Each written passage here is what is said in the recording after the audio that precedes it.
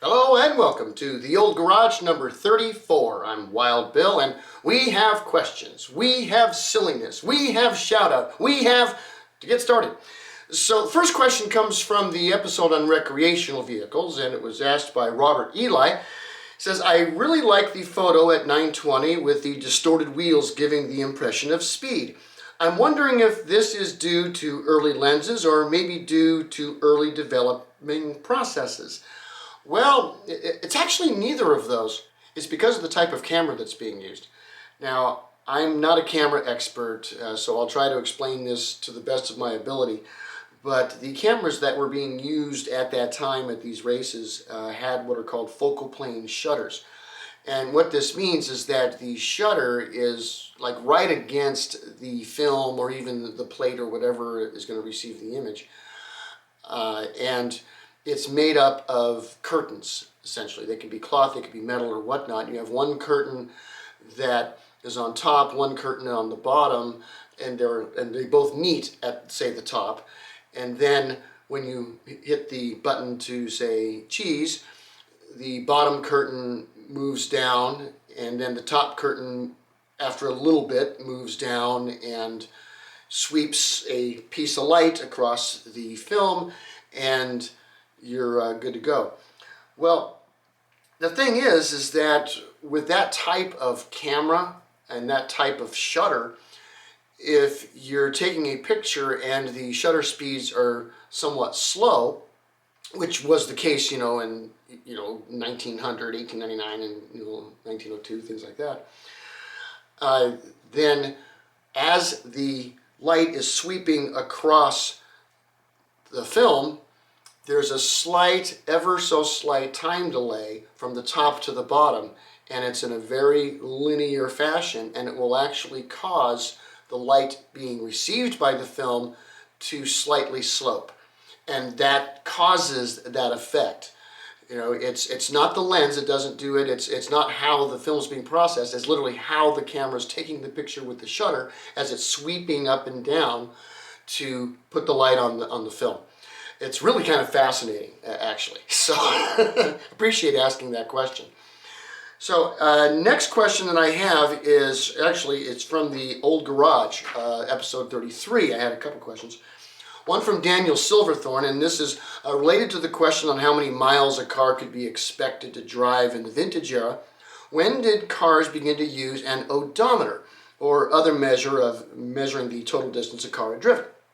Well, the odometer itself, is thousands of years old, but the first odometers began to appear on cars as early as Gottlieb Daimler and Panhard and Levasseur. And these odometers were rather crude. They were specific to the car. They were custom made for it. And they were the typical kind of Galileo cog and wheel type of type of setup. It was actually in 1903 that you have the first purpose-made odometer, and that was actually invented by a couple of brothers, Arthur and Charles Warner. You heard of Stuart Warner? Yeah, that Warner. And in 1903 they patented the odometer, and what made this specifically an odometer that worked for cars is it combined the odometer and speedometer, and more importantly, it did not have a direct mechanical connection. It used magnets in order to indicate speed as well as actual distance on the odometer.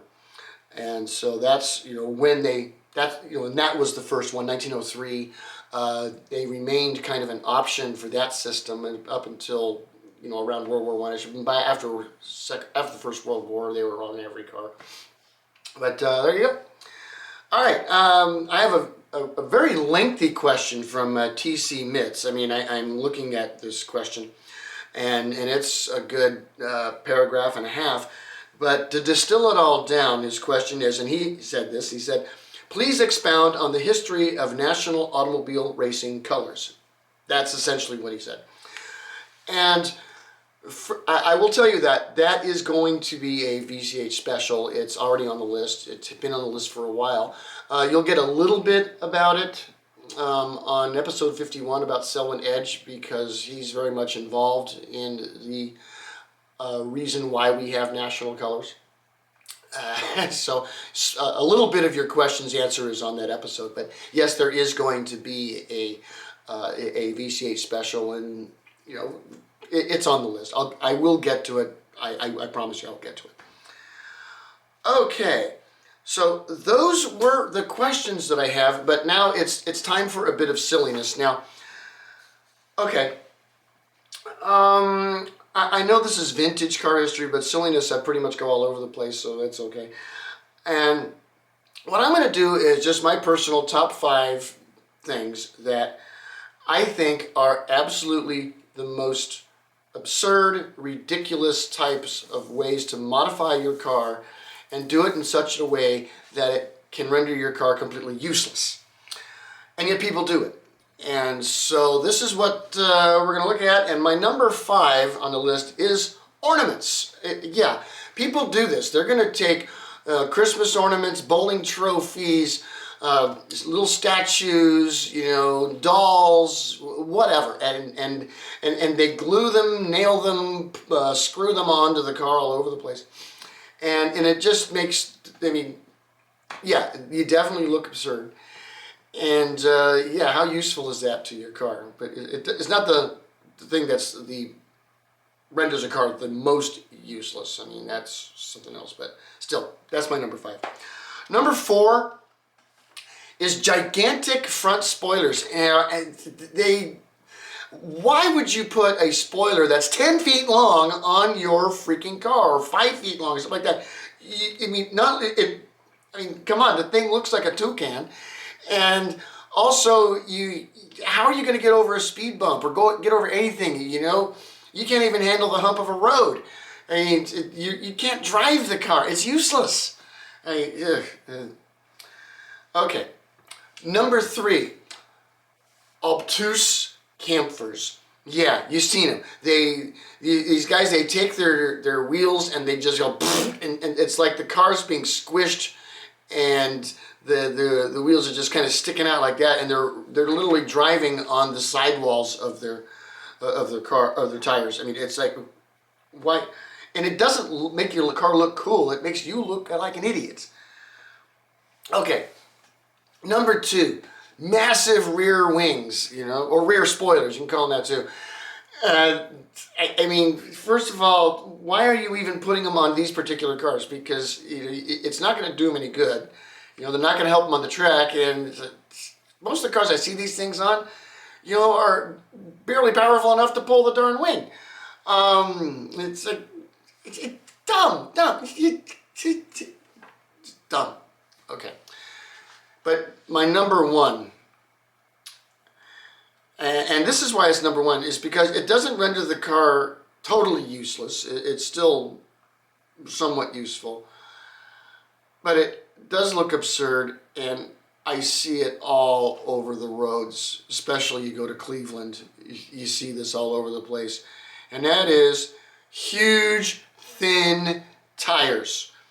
I'm talking these goofy looking rims that are, you know, the width of a stick of gum, and the tires are about the same width, and the wheels are huge. They don't even fit in the wheel wells. And I'm seeing these people drive these things on city streets, and it's like, do me a favor, okay? Fall on your sword, okay? Just stop doing this. Whoever's making these wheels, stop it, okay? You're ruining society, okay? Just that's the one I can't stand those things. Okay, enough of that. Shout out, boy, is this a cool one. All right, I stumbled across this guy's channel a few weeks ago, and I know it's not history, I know it's not car related, but dude, check this out. We are talking about Sympawnies by Noam Oxman. Now, this guy takes and writes music, but he writes music on the page visually to look like various animals and his pets. It is awesome. I mean, the music's actually good. The artistry is good, and how he actually gets, score to, play well and look like, no, Sympawnies by Noam Oxman. Go, link in the description. Go listen, like it. You'll get hooked. Trust me, you'll get hooked. Okay? So that is what we have for the old garage today, and I will see you next time. Peace.